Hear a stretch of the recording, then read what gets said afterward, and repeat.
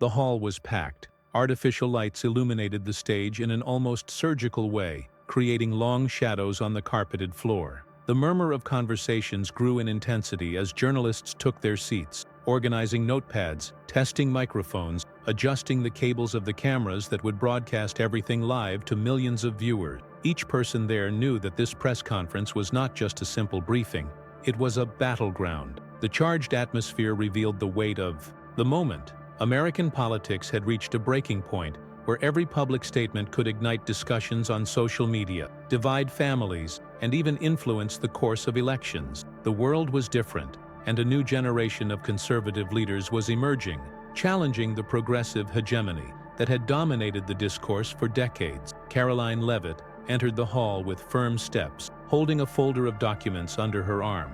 Her expression was serious but not arrogant. She knew she was stepping into hostile territory. The reporters were already ready to test her limits, twist her words, and extract any fragment of phrase that could be used to construct a sensational headline. She was not an ordinary politician. Young, articulate, relentless in her rhetoric, Karoline had become a symbol of the new American right. Her speeches carried a rare energy in modern times, a blend of classical conservatism with a strategic approach to the use of digital media. Her rise was meteoric, making her an inevitable target. That afternoon, the event that would dominate the news had not yet begun, but the pieces were already in motion. Journalists exchanged knowing glances. They knew exactly which questions they would ask. The goal was not to inform the public, but to shape a narrative. They were not there to seek the truth, but to test it, push it against the wall, press it until the slightest hesitation was captured and transformed into the center of attention. The clock at the back of the hall marked the exact time for the start of the conference. Karoline adjusted the microphone, discreetly straightened her blazer, and took a deep breath. She knew that the first question would set the tone for the conversation, and as expected, there was no subtlety. "Karoline, your unwavering defense of free speech wouldn't actually be a way to protect hate speech? Don't you think that giving space to certain voices could endanger democracy?" The question was loaded with venom. The questioner was an atheist reporter known for his public clashes with conservatives, one of the most recognizable faces of the mainstream progressive media. He leaned slightly forward, holding the microphone firmly, waiting for any slip that could be exploited. Karoline remained calm. She knew that answering directly could be interpreted as rudeness. Dodging the question would be seen as a sign of weakness. It was a tactical game, and she needed to be precise. Before responding, she observed the movement around her. Cameras focused on her face, social media already buzzing with excerpts from the conference being broadcast live. She knew that every word she said could be clipped and taken out of context. But Karoline was not easily intimidated. "I find it fascinating how the media has appropriated the concept of democracy to justify censorship," she began, pausing for a brief second to let her words penetrate the room. In the past, democracy meant allowing ideas to be debated freely. Today, you have redefined that concept to something completely different. Democracy, for you, means silencing those who disagree. A silence filled the room for a few moments. Journalists exchanged glances, some frantically taking notes, others appearing unsettled. Karoline continued, "The big question here is not whether we should allow hate speech. The question is, who decides what hate is? Because today, what I see is a very convenient pattern. If a conservative speech is bothersome, you call it hate. If a progressive speech preaches intolerance against Christians, against traditional values, against free speech itself, you call it social justice." The journalist, visibly unsettled, tried to intervene, but Karoline maintained control. The problem with censorship is not just what is being censored, but who has the power to censor. Today, the media, social networks, and progressive governments have decided that there is only one acceptable truth. Everything outside that narrative is labeled as misinformation. The murmur among the reporters grew. The tension in the air was almost palpable. The press conference was quickly turning into an ideological confrontation. Those present were not just seeking answers, they were looking for a slip, a mistake, something that could be used against Karoline to weaken her publicly. But she would not yield easily. "My commitment is not to what you think should be said. My commitment is to free speech, and that means allowing people to speak, even if their ideas make us uncomfortable, because that is what a truly free society does." There was a heavy silence. For the first time in the conference, the journalists seemed hesitant. Caroline had exposed, in just a few minutes, the hypocrisy of the progressive media's discourse. But that was just the beginning. The conference would continue, and the mainstream media would not accept being challenged in this way without counterattacking. At that moment, Caroline knew that the real battle was still to come. The silence following Caroline Leavitt's words did not last long. It was quickly replaced by the frantic sound of fingers tapping on keyboard, journalists whispering to each other, television producers discreetly signaling to their teams. Outside, the headlines were already being written, even before the press conference ended. Her response had been strong, articulate, and too direct to be ignored. But that didn't mean the battle was over. On the contrary, the real clash was just beginning. The mainstream media never accepted losing control of the narrative. Without reacting, if Caroline had managed to dismantle the initial trap with surgical precision, the journalists would not take long to reorganize and counterattack.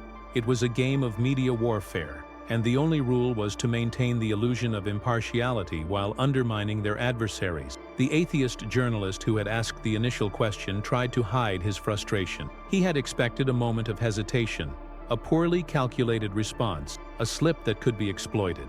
But Caroline had given him none of that. Instead, she had turned the question into an opportunity to expose the hypocrisy of the mainstream media. He glanced at his colleagues in the room. There was a nonverbal plan in motion, something trained and tested countless times. If the first attempt at demoralization failed, the strategy would change immediately. They would attack from another angle, tighten the noose, ask new questions until they inevitably found a gap. Caroline knew this. She had seen this scene play out countless times. First, a direct and aggressive question to destabilize her. When that didn't work, came the insinuations, the indirect questioning, the distortions of what had just been said. And when that also failed, they resorted to the most dangerous method of all, selective cuts. She stood firm but quickly realized that the second phase of the attack was about to begin.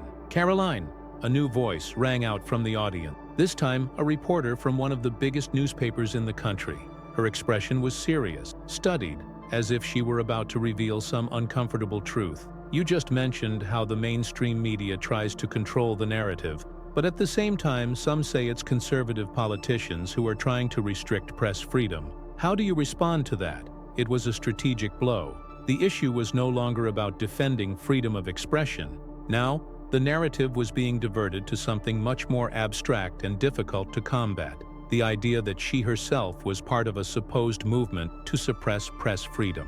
The goal was simple: to shift Caroline from the position of defender of the truth to that of a possible oppressor. It was a subtle rhetorical trick, but highly effective. Anyone watching the press conference without paying attention could easily be led to believe that something was wrong, some hidden plan in progress. Caroline maintained her impassive expression. She knew that the true objective of the question was not to elicit an honest answer. It was to plant a seed of doubt. "I find this inversion of values interesting," she replied, keeping a calm but firm tone. "The mainstream media has total freedom to defame, distort, and silence those who disagree with it. But when someone dares to expose this manipulation, you flip the narrative and say that it's us who are restricting the press?" She took a strategic pause, letting her words resonate throughout the room. "What we see today is not a restriction on press freedom. What we see is an ideological cartel hiding behind the press to maintain the monopoly on information. Because when people start questioning that monopoly, when conservative figures gain ground and expose the truth, the game changes. Suddenly, you become the victims." The tone in the room shifted. Some journalists shifted in their chairs. Others began to exchange quick messages on their cell phones. It was the second time Caroline had dismantled an attempt at manipulation in just a few minutes. This was not something the media expected. The reporter tried to counterattack. So you're saying that the media doesn't have a legitimate role in democracy? That it doesn't have the right to question politicians and public figures?" Another trap. The goal here was to create a false dichotomy. Either Caroline defended the press completely, without question, or she would be seen as an enemy of press freedom. She smiled slightly. "Absolutely not. I believe that the press has a fundamental role in democracy.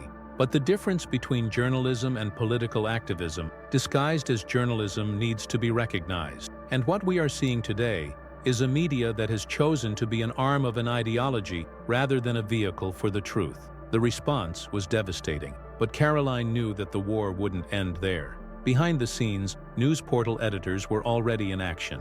Excerpts from the press conference were being sent to the newsroom, but with strategic cuts. The complete truth didn't matter. What mattered was how the story could be shaped. The press conference had not yet ended, but the first headlines were already starting to appear on news sites. Caroline Leavitt accuses the press of being an ideological cartel and tries to delegitimize journalists. Leavitt at war with press freedom. Direct attacks on journalists worry experts. Conservatives try to discredit critical journalism. New offensive against the media. That was how the game worked.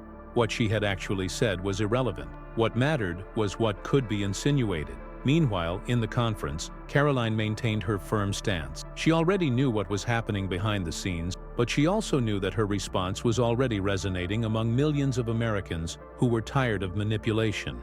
The battle was just beginning. Caroline Leavitt knew she was on hostile territory, but this was not the first time she had faced the mainstream media. The difference was that, at that moment, the noose was closing in quickly. The distortion game was already underway behind the scenes, headlines were being manufactured in real time, and the questions that arose were strategically formulated to lead her into a dead end. But she would not give her opponents that pleasure. The atheist journalist, the same one who had initially tried to destabilize her, decided to take the floor again. This time he was not just asking a question. He was trying to paint a picture of her as someone dangerous, as someone who threatened democratic institutions. Caroline, you talk a lot about the media manipulating information, but isn't that a dangerous discourse? Saying that the press is distorting facts couldn't encourage attacks against journalists? Isn't that an irresponsible rhetoric? The room fell silent. The trap was set. If she responded aggressively, she would confirm the narrative that she encouraged hatred against the press. If she tried to justify herself too much, she would appear defensive, showing weakness. But Caroline had already prepared for this type of maneuver. She leaned slightly forward, fixing her gaze on the journalist. Her posture was not one of direct confrontation, but it left no room for ambiguous interpretation. I wonder, do you really believe what you're saying? The journalist seemed to hesitate for a moment. What do you mean? Caroline slightly raised an eyebrow, as if surprised by his apparent ignorance. Are you suggesting that by exposing media bias, I would be encouraging attacks against journalists? So, following that logic, when the media paints conservatives as extremists, threats to democracy, or deniers, are you also encouraging attacks against us? There was a silence in the room. It was a question that no one there was prepared to answer. She continued, because if that is the argument you want to use, then the media is the biggest responsible for the polarization we live in today. You construct narratives to demonize anyone who dares to question the progressive agenda, and then play the victim when confronted. That's not journalism, that's activism disguised as press. The cameras focused on Caroline. The tension was palpable. The journalist tried to maintain his composure, but he couldn't hide his discomfort. What we are trying to do is ensure that true information is disseminated to the public. It's not about demonizing anyone. Caroline let out a slight smile before responding. Heard it? True information? Then tell me, why did major television networks hide stories that didn't favor certain politicians for weeks? Why are certain scandals only covered when they involve conservatives, while others are deliberately buried? If the media's commitment was to the truth, shouldn't the press act without selectivity? The journalist cleared his throat, quickly averting his gaze to his notes. But there are reliable sources that claim some of this information was misleading. Carolina didn't hesitate. Ah, yes, the reliable sources that, curiously, are only used when the narrative needs to be controlled. And when reliable sources contradict the progressive agenda, they are labeled as misinformation.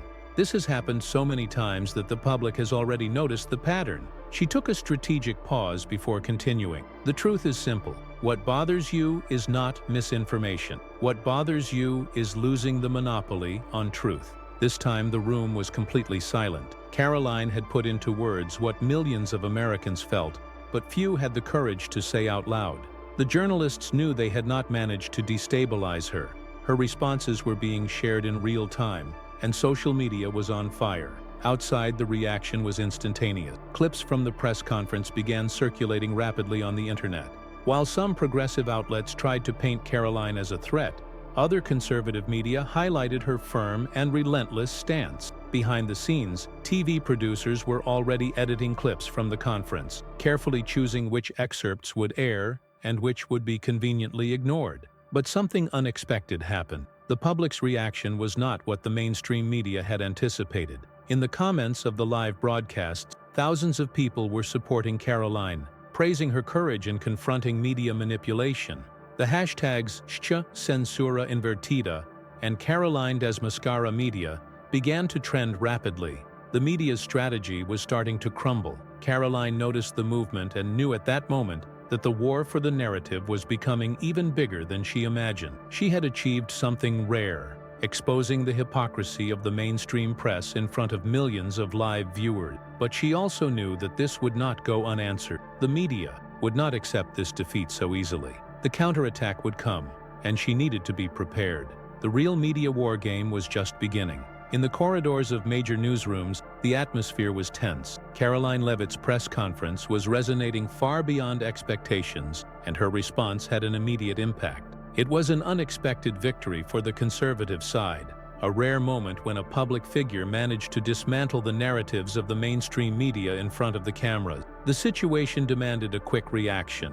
If Caroline continued to gain momentum, she could open a dangerous precedent. Other conservative politicians could follow her example and confront journalists directly, exposing their manipulation strategies. This was something that the editors could not allow. The calls began. Editors contacted their teams, producers coordinated live broadcasts, and major journalists from mainstream media received clear instructions. It was time to turn Caroline's victory into a public defeat. On news portals, the first articles were published. The headlines followed a familiar pattern. It didn't matter what Caroline had actually said, but how her words could be interpreted to fit the desired narrative. Caroline Leavitt attacks the press and puts journalists at risk. Leavitt's hate, rhetoric, and the threat to democracy. Conservatives attempt to silence the media. The alarming case of Caroline Leavitt. The texts were carefully crafted to manipulate the reader's perception. The most impactful excerpts from Caroline's response were taken out of context, while the journalists' leading questions were omitted or rephrased to appear impartial. Television was no different. On major news channels, presenters were already prepared to reinforce the narrative. One opened the evening, news with a grave tone. Today, at a press conference, conservative Caroline Leavitt made alarming statements that jeopardize the integrity of journalism and democracy. Experts warn of the dangers of this kind of rhetoric, which can encourage extremism and violence against the press. On the screen, only small excerpts of Caroline's speech were shown, but they were not the parts where she exposed the hypocrisy of the mainstream media or pointed out their contradictions. Just isolated phrases, carefully selected, that could be interpreted negatively. The goal was clear: to portray Caroline as a threat. In the studios, invited experts repeated the same script. This type of rhetoric has been used for years to discredit the serious work of the press, said a political analyst. What we see here is a direct attack on the truth. Another commentator added, the danger lies not only in what was said, but in the impact it may have. When a public figure makes such statements, they validate conspiracy theories and can incite attacks against journalists. It was always the same tactic: create panic, suggest that Caroline was responsible for some abstract evil, and turn the political clash into a public safety issue. Meanwhile, on social media, the strategy was also put into practice. Profiles of journalists aligned with progressivism began to spread coordinated messages. Caroline Leavitt represents a real danger to press freedom. Her speech today was alarming. Misinformation spreads when politicians like Caroline attack journalists. This needs to stop before we face serious consequences. Discourse like today's has caused tragedies in the past. We cannot allow this to continue. The intent was obvious: to associate her, even without evidence, with negative events, to create the illusion that her words were not just a legitimate criticism of the press, but a call to violence. But something unexpected happened. The public did not buy the narrative. In the comments of the biased articles, thousands of internet users began to counter the media's distortion. I watched the press conference. Caroline didn't say any of that. You are blatantly lying. The mainstream media has completely lost credibility. They think they can still manipulate people like before. Every time a conservative tells the truth, you rush to call them an extremist. We already know how the game works. Social media was flooded with videos of the press conference, showing the full responses of Caroline. The attempt to silence her was having the opposite effect. The more the media attacked, the more people wanted to know what had really happened. Caroline's team quickly noticed the shift in the landscape. She was being attacked from all sides, but contrary to what the journalists expected, the public was reacting in her favor. While the mainstream press insisted on distorting the facts, independent content creators began to share the reality. Conservative YouTube channels, political influencers, and media analysts started sharing complete excerpts from the press conference, exposing the manipulation in real time. The impact was immediate. The hashtags censorship inverted and Caroline exposes media exploded in the trending topic. The videos of the press conference surpassed millions of views in just a few hours, and the mainstream media's attempt to control the narrative was crumbling before everyone's eyes. Caroline knew at that moment that the war had changed. She was still in the middle of the press conference when she received a message from her team. Her name was among the most talked about in the country, and most of the interactions were positive. This meant her message was being heard. The mainstream media, which had previously completely dominated public opinion, was now struggling to maintain its monopoly on information, and for the first time in a long time, it seemed to be losing that battle. The journalists at the press conference began to realize that something was wrong. The questions seemed to have less impact, the attacks were being neutralized quickly, and Caroline's confident demeanor showed that she knew exactly what was happening. The narrative had slipped from their control. The game was turning. But Caroline also knew that this did not mean the end of the war. The mainstream media would never accept defeat so easily. Their response would come with more force, more coordination, and even more aggressive strategy. The only question was, would the public continue to side with the truth or yield to the pressure of manipulation?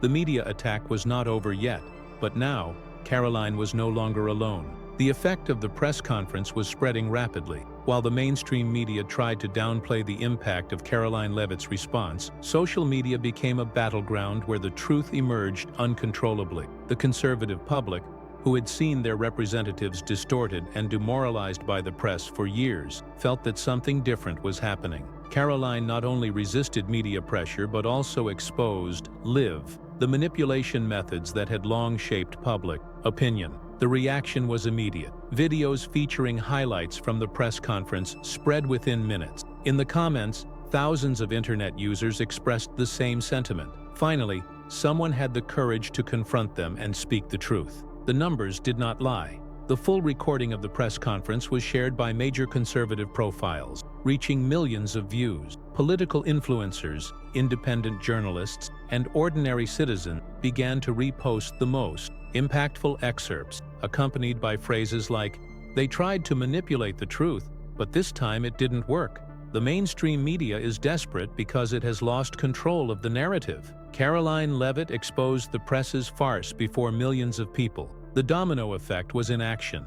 While progressive newspapers published their biased analyses, presenting Caroline as a threat to democracy, social media countered each distortion with concrete evidence. It was an informational war, but for the first time, it seemed that traditional media was on the defensive. On television channels, journalists tried to maintain a superior stance. On debate programs, invited experts reinforced the narrative that attacks on the press were increasing and that speeches like Caroline's represented a real danger. One analyst said during a live broadcast, "We need to understand that the press is one of the foundations of democracy. When politicians start attacking journalists in this way, it fosters distrust and can lead to serious consequences." But while they spoke, the numbers on social media told a different story.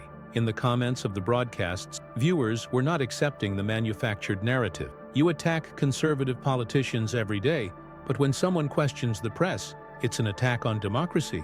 The press has no credibility because it lies all the time. Caroline just said what we all already knew. Hey, if the media were truly honest, it wouldn't need to defend itself like this. Behind the scenes, media strategists watched with concern the lack of control over the situation. The traditional model, where only journalists shaped public opinion, was crumbling. For the first time in decades, the population seemed to have a real alternative to seek information outside of the mainstream press. The pressure was mounting. While media outlets tried to control the damage, conservative politicians realized that the moment was ideal to reinforce the message against censorship and media manipulation. Influential figures began to speak out. A Republican senator posted on his official account, "The mainstream media can no longer hide the truth. Caroline Leavitt dismantled the press's farce live. The people are waking up."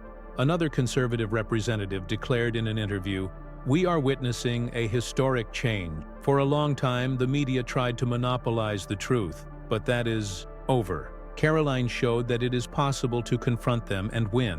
The impact was not limited to the political world. Celebrities and influencers began to comment on the episode, further amplifying the reach of the debate. Some expressed explicit support for Caroline, while others, even without taking a political stance, highlighted the clash as a milestone in the fight against censorship.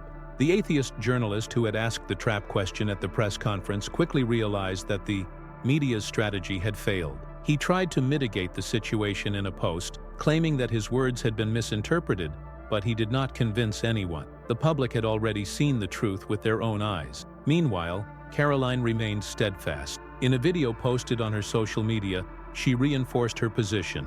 With the front camera on, without edits or elaborate scripts, she looked directly at the audience and said, "I knew they would try to twist my words, but the truth always prevails. The press may have influence, but it no longer holds the monopoly on information. If you watched the entire press conference, you know what was said.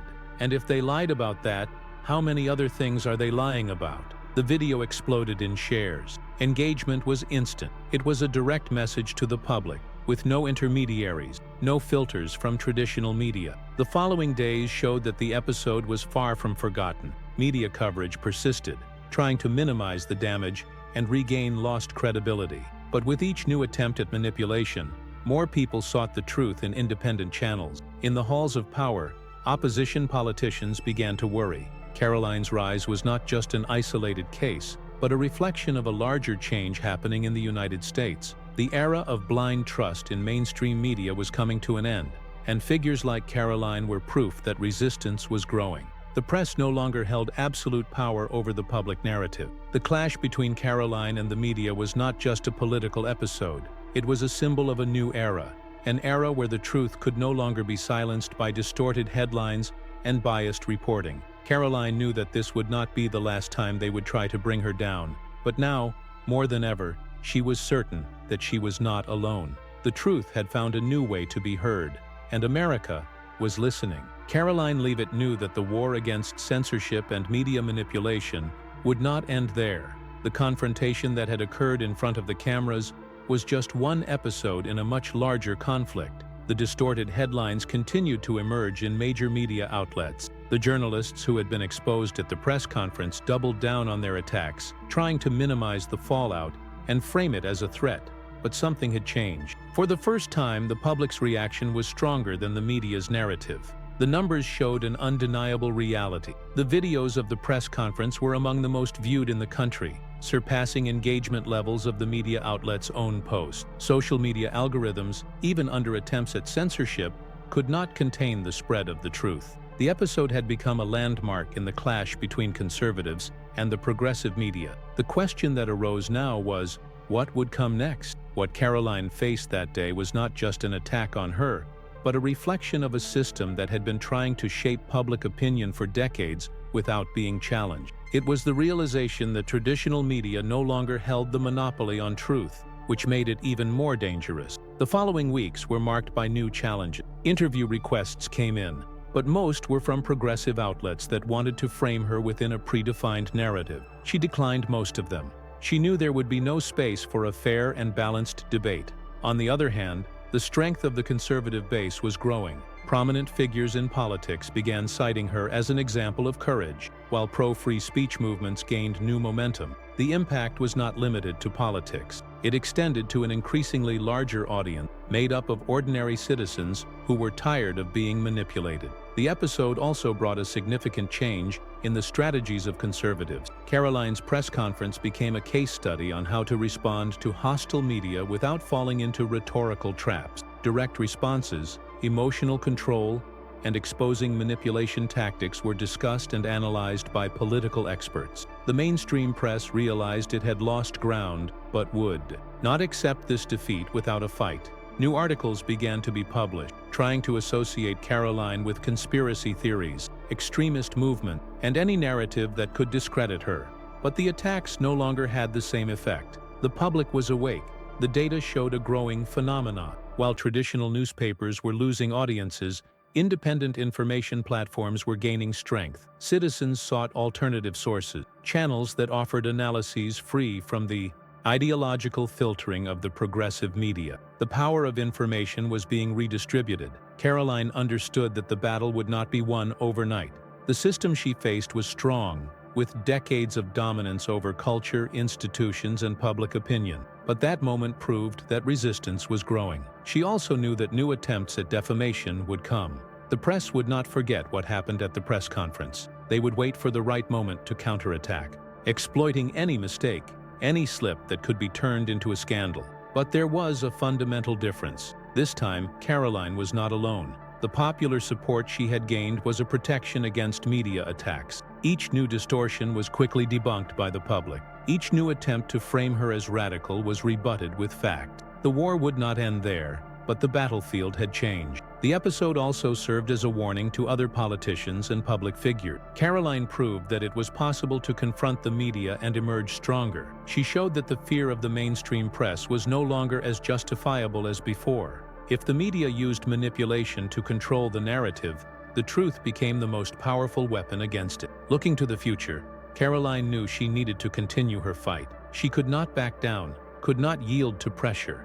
What started as a press conference had become a movement, a symbol of resistance against a system that was thought to be untouchable. In the days that followed, her team prepared new strategy. The goal now was not just to react to media attacks, but to advance in the information war. New alliances were formed, new platforms were used to deliver her message directly to the people, without intermediaries. Social media became her biggest battlefield. Live streams, interviews with independent journalists, and public speeches amplified her reach. Each interaction reinforced the idea that mainstream media no longer held absolute power. The attacks continued, but they no longer had the same impact. The truth was spreading, and the audience was no longer passively accepting what the press said. Caroline understood that this fight was bigger than herself. It was the fight for freedom of expression, for the right to question, for the end of censorship disguised as journalism. Behind the scenes, her adversaries were preparing new attacks. They would try to undermine her in other ways, perhaps through fabricated investigation, perhaps by pressuring digital platforms to limit her reach. But one thing was certain: America had been awakened to a new landscape. The era of unquestionable media was coming to an end. Caroline took a deep breath, aware that this was just the beginning of a long battle. But for the first time in a long time, the truth had a real chance of winning. She was ready.